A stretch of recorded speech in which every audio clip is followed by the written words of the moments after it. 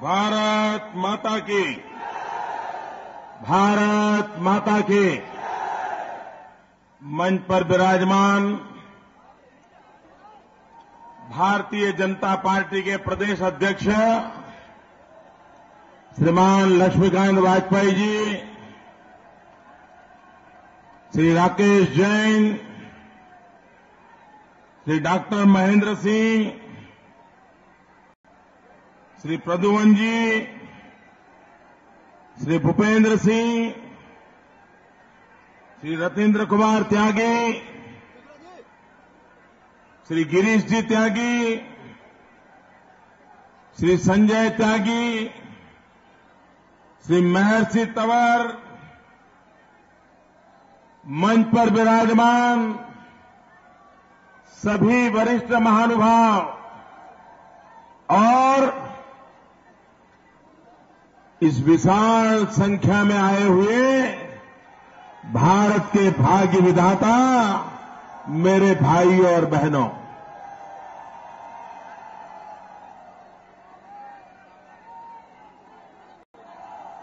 भाइयों बहनों, आज इस क्षेत्र के वरिष्ठ नेता चौधरी कनक सिंह जी भारतीय जनता पार्टी में आकर के इस देश को मजबूत सरकार देने का जो उन्होंने फैसला किया है, मैं चौधरी कनक सिंह जी का स्वागत करता हूं, उनका अभिनंदन करता हूं, उनका गौरव करता हूं। भाइयों बहनों, ये जगह कम पड़ गई है।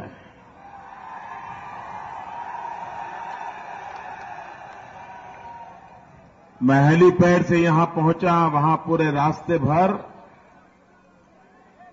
दोनों तरफ ह्यूमन वॉल लगा हुआ है, मानव दीवार बनी हुई है। अब अंदर कहीं हिलने की जगह नहीं है। मेरी आपसे प्रार्थना है, आप थोड़ा कष्ट झेल लीजिए, लेकिन जहां है वहीं रुक जाइए, आगे आने की कोशिश मत कीजिए भैया। आपको आगे ले जाने का काम सरकार बनते ही मैं करूंगा।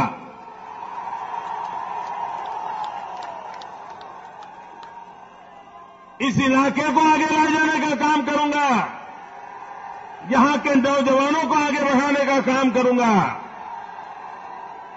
लेकिन अभी आगे आने की जगह नहीं है। और इसलिए मेरे नौजवान मित्रों, मेरी आप सबसे प्रार्थना है कि कृपा करके इतना कष्ट झेला है, थोड़ा और झेल लो भाइयों। और 16 मई के बाद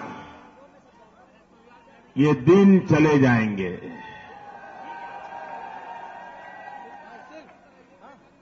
देश संकटों से मुक्त होना शुरू हो जाएगा, बर्बादी से आबादी की ओर कदम रखना शुरू हो जाएगा। बस अब ज्यादा सहन नहीं करना है भाइयों। भाइयों बहनों, ये चमचमाती धूप में इतना बड़ा जनसागर, भाइयों बहनों, मैं कल्पना नहीं कर सकता हूं ये दृश्य क्या है।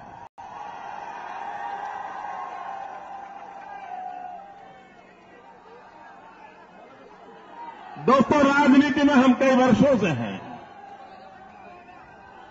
चुनाव सभाएं हमने बहुत देखी है,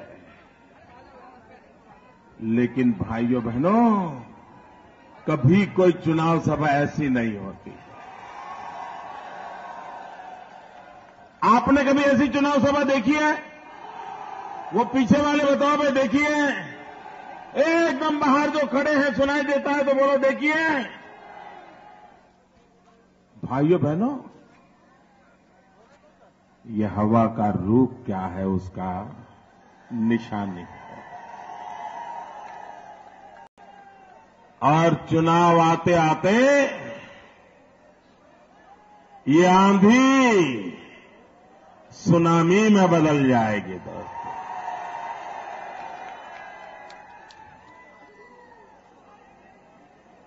इस बार सबका विदाई, सबका विदाई।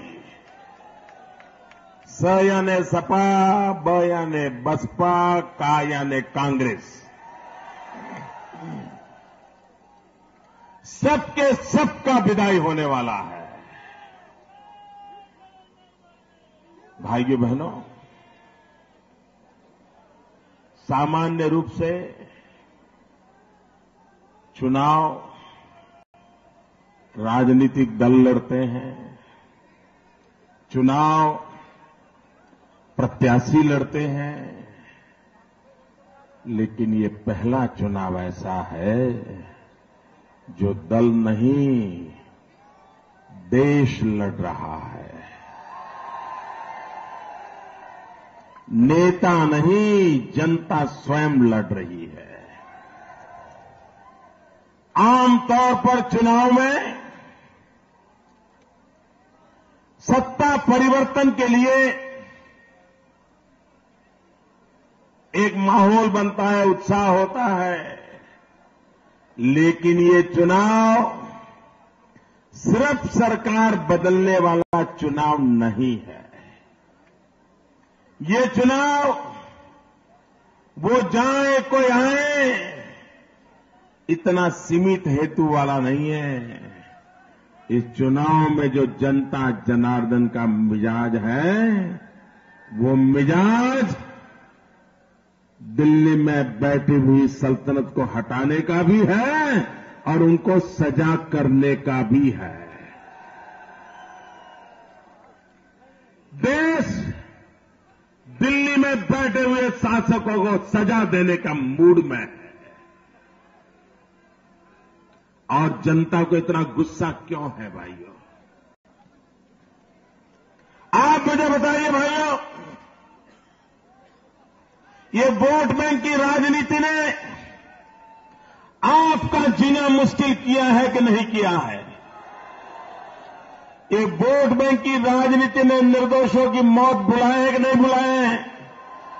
ये वोट बैंक की राजनीति ने अशांति पैदा की है कि नहीं की है? भाइयों बहनों, ये भारत विजय रैली है। ये भारत विजय रैली का मतलब है महंगाई पर भारत का विजय, भ्रष्टाचार के ऊपर भारत का विजय, कुशासन के ऊपर भारत का विजय, भाई भतीजेवाद पर भारत का विजय, वंशवाद पर भारत का विजय, माताओं बहनों की सुरक्षा के लिए भारत विजय की ओर प्रस्थान। भाइयों बहनों, हमें ये भारत विजय इस चुनाव में करके दिखाना है। आप मुझे बताइए भैया, 2004 में अटल बिहारी वाजपेयी की सरकार जाने के बाद दिल्ली में मैडम सोनिया जी की सरकार आई। 10 साल हो गए, आपका भला हुआ है? ऐसे नहीं, उनको सुनाई दे से बोलो। आपका भला हुआ है, आपके जीवन में बदलाव आया है, आपको सुरक्षा महसूस हो रही है, आपकी बहन बेटी सलामत है, गरीब के घर में चूल्हा जलता है, नौजवान को रोजगार मिलता है, किसान को गन्ने के पैसे मिलते हैं, किसान की जिंदगी में कोई बदल आया है। भाइयों बहनों, 10 साल बीत गए। कौन जिम्मेवार? कौन जिम्मेवार? कौन जिम्मेवार? ये सबका सबका सबका सबका सबका जिम्मेवार। सपा, बसपा, कांग्रेस, ये तीनों जिम्मेवार हैं जिन्होंने ये हमारे उत्तर प्रदेश को तबाह करके रख दिया। भाइयों बहनों, उत्तर प्रदेश का कोई जिला ऐसा नहीं होगा, कोई तहसील ऐसा नहीं होगा जहां के नौजवान मेरे गुजरात में आकर के रोजी रोटी न कमाते हो। यहां के हर जिले से लोग मेरे गुजरात में रहते हैं। क्या किसी नौजवान को अपने बूढ़े मां बाप को छोड़ करके जाने का मन करता है? भाई, कोई नौजवान अपना गांव छोड़ करके जाना चाहता है?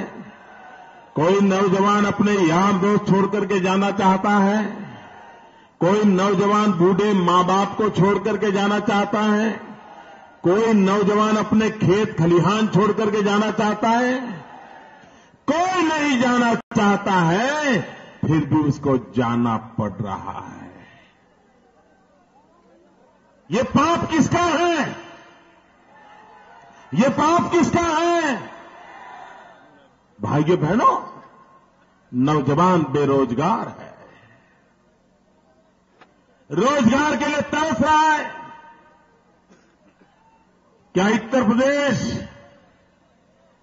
गंगा यमुना का पट, हरी भरी धरा, मेहनत कश किसान आज उसे अपने बेटों को मजदूरी करने के लिए अपने प्रदेश से बाहर भेजना पड़ता है? उसका कारण यह है कि इन सरकारों ने किसान का भला नहीं किया है। कृषि में कोई बदलाव नहीं लाए हैं। अगर यहां पर कृषि आधारित उद्योगों की जाल बिछाई होती, वैल्यू एडिशन पर बल दिया होता,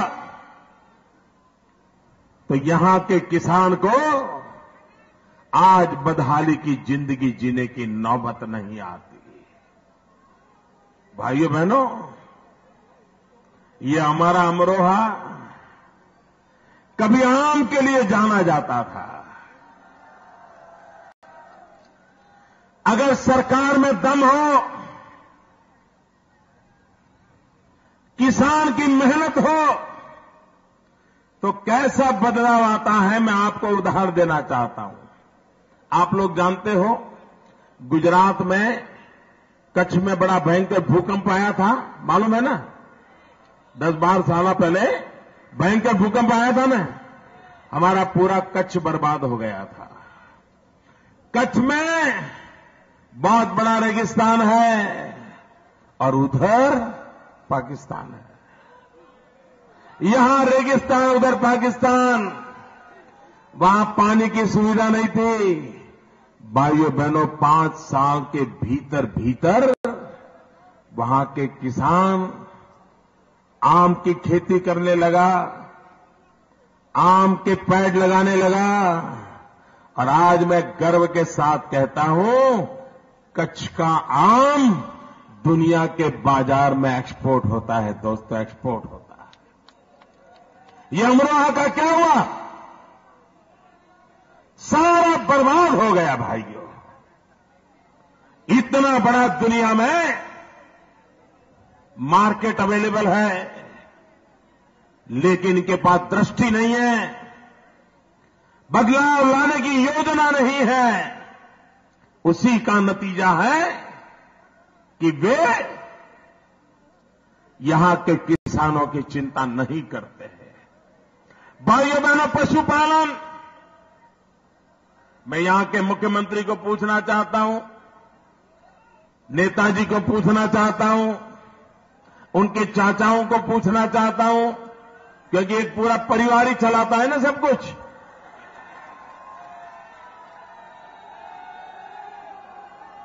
जरा मैं उनको पूछना चाहता हूं, यहां के पशुपालन करने वाले लोग, क्या उनको दूध के दाम पूरे मिलते हैं क्या? भाइयों बहनों, मुझे जानकारी है, ये उसी परिवार से आते हैं, मुख्यमंत्री बने हैं। पशुपालन ये उनका पारिवारिक कारोबार रहने के बाद भी जो पशुपालकों की चिंता नहीं कर सकते, वो भला औरों का भला क्या करेंगे, औरों का भला क्या करेंगे। यहां पर किसान पशुपालक 15 रुपया 18 रुपये में दूध बेचता है, उसको दूध के दाम मिलते नहीं है, पशु को संभालना उसके लिए महंगा पड़ता जा रहा है।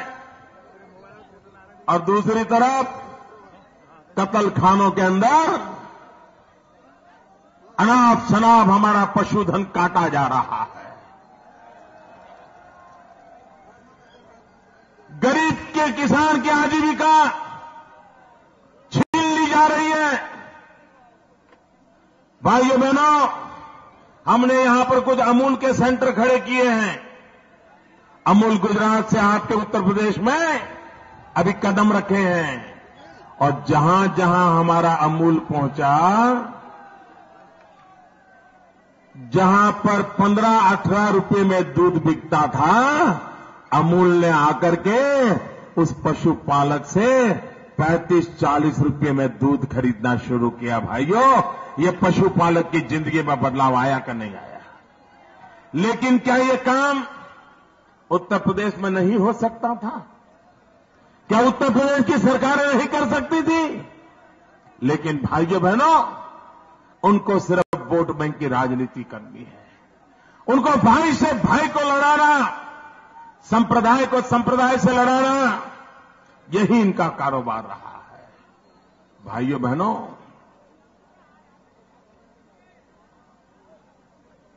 सामान्य रूप से जब चुनाव आता है ना, जब चुनाव आता है,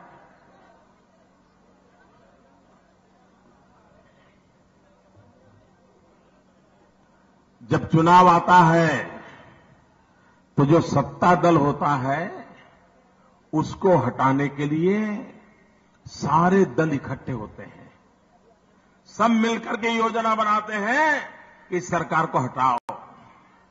ये पहला चुनाव ऐसा है कि सारे लोग मिलकर के एक ही बात कर रहे हैं, कुछ भी हो जाए मोदी नहीं आना चाहिए।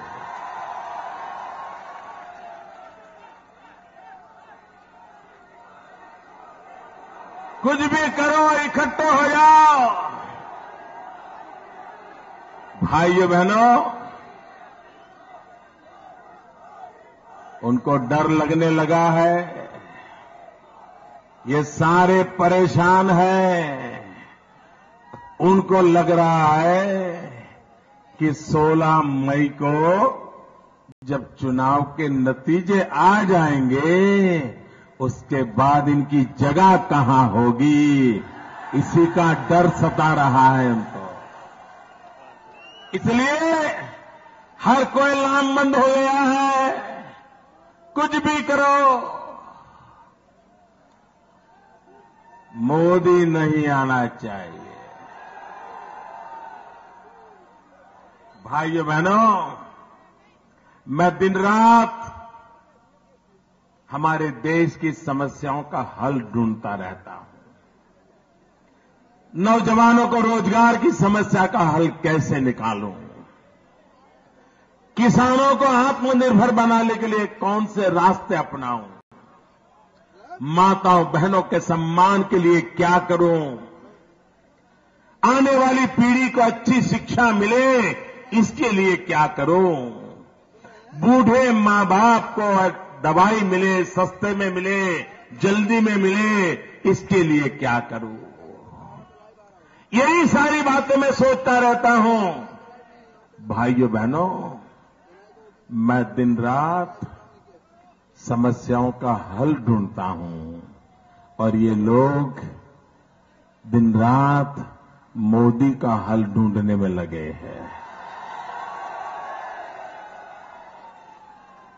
हमें समस्याओं का हल ढूंढना है, उन्हें मोदी का हल ढूंढना है।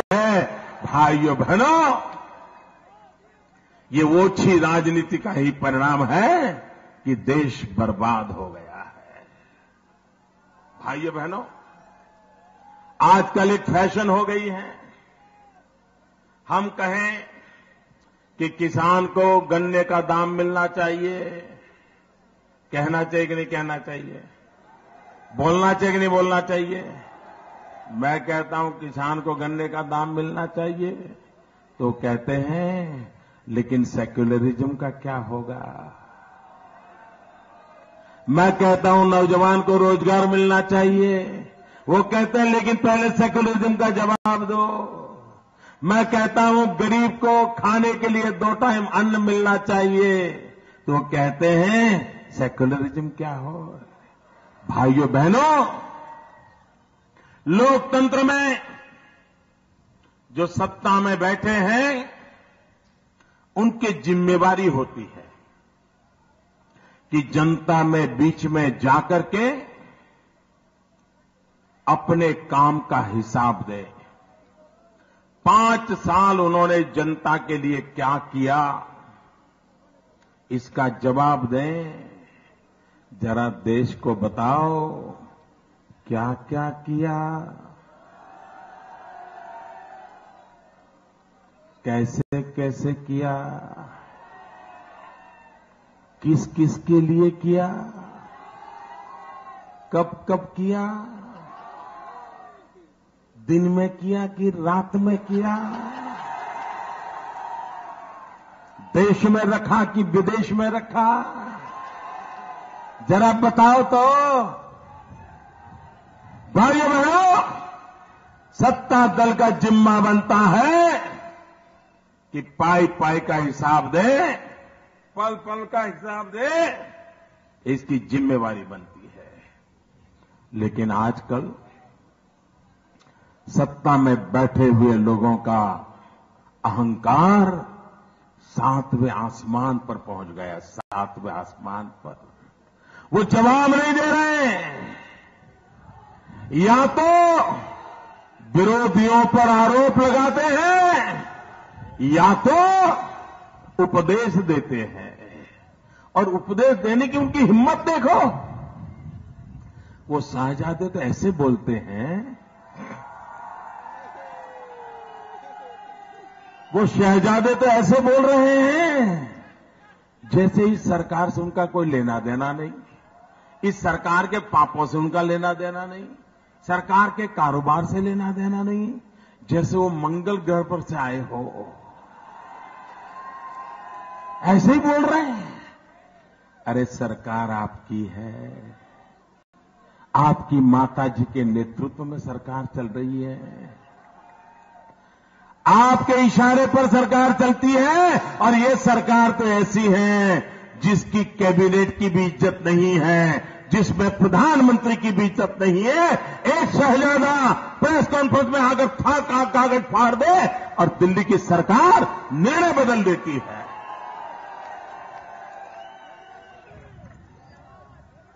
और आज जिम्मेवारी लेने को तैयार नहीं है, उपदेश दे रहे हो। भाइयों बहनों, मुझे बताइए, कांग्रेस पार्टी ने वादा किया था अगर वो सत्ता में आएंगे तो 100 दिन में महंगाई कम करेंगे। कहा था? ऐसे नहीं, ताकत से बोलो। कांग्रेस ने महंगाई दूर करने का वादा किया था, महंगाई कम हुई, गरीब के घर में चूल्हा जला। कांग्रेस ने कभी अफसोस व्यक्त किया? कभी भी चुनाव सभा में महंगाई के लिए बोलते हैं? क्यों भाई? क्या उनकी जिम्मेवारी नहीं है कि जनता को अपने काम का हिसाब दे? लेकिन भाइयों बहनों, वो जनता को अपने काम का हिसाब देने की स्थिति में नहीं है।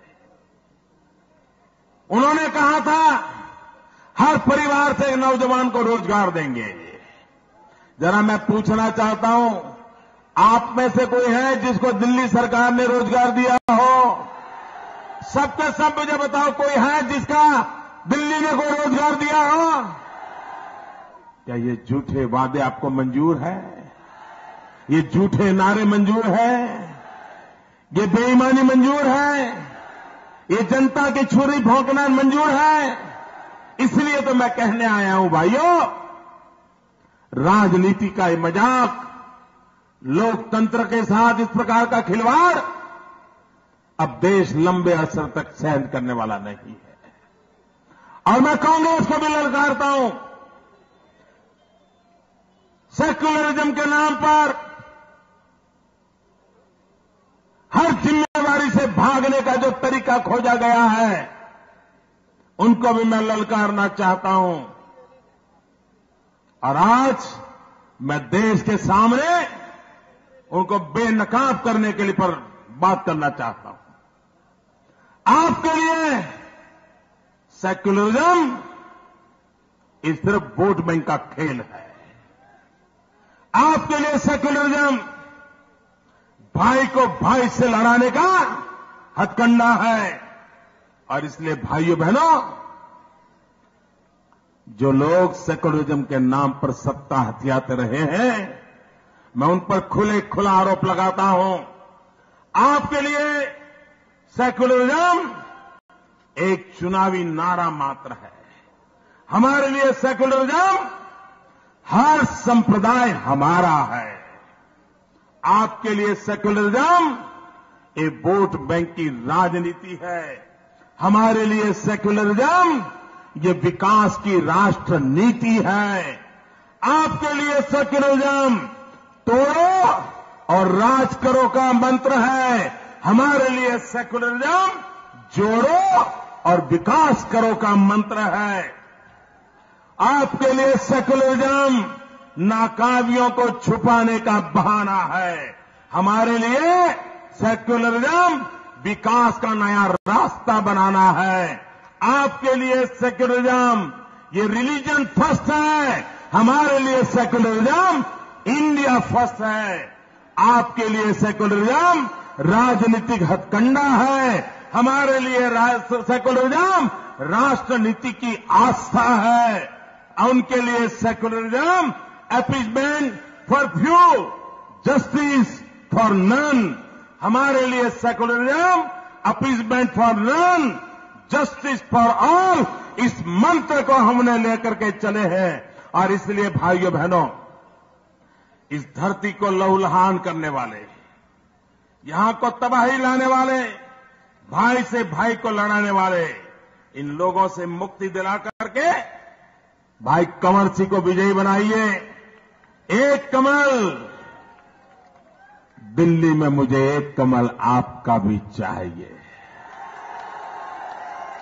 सारे उत्तर प्रदेश से सारे के सारे कमल मुझे दीजिए भाइयों। आप मुझे कमल दें, मैं आपको विकास की लक्ष्मी दूंगा भाइयों।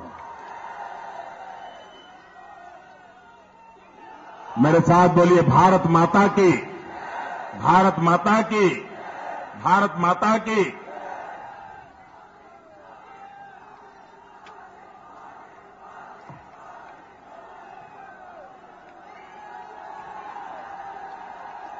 भारत माता की, भारत माता की, भारत माता की। वंदे वंदे वंदे। सभी से निवेदन है, चूंकि निकलने का एक ही गेट है, थोड़ा छोटा गेट है, आराम से धीरे धीरे निकलने का कष्ट करें।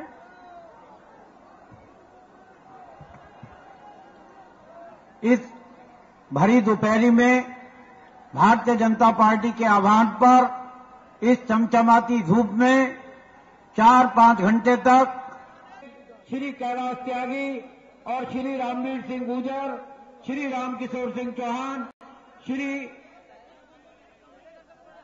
रामवीर सिंह खंडसाल से कृपया प्रदेश अध्यक्ष जी और परम श्रद्धेय आदरणीय नरेंद्र भाई मोदी जी का बुक भेंट करके स्वागत करने का कष्ट करें। आदरणीय गिरीश त्यागी जी, संजय त्यागी और प्रत्याशी महोदय आदरणीय कंवर सिंह तंवर जी अपने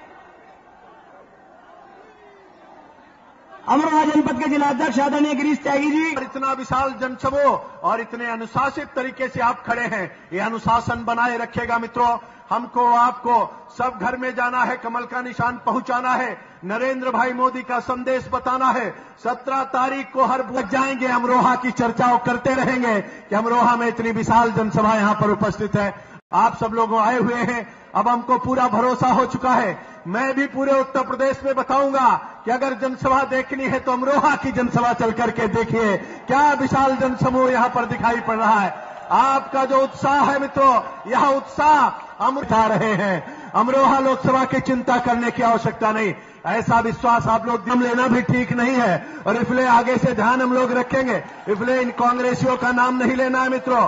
पूरा देश इन्होंने तबाह कर दिया है और इनका नाम लिया तो मंचे गिर गया। ये बहुत खतरनाक लोग हैं मित्रों। ये बल्ली को मत तोड़िए। आप लोग जोर मत आजमाइश करिए। कार्यकर्ता मित्रों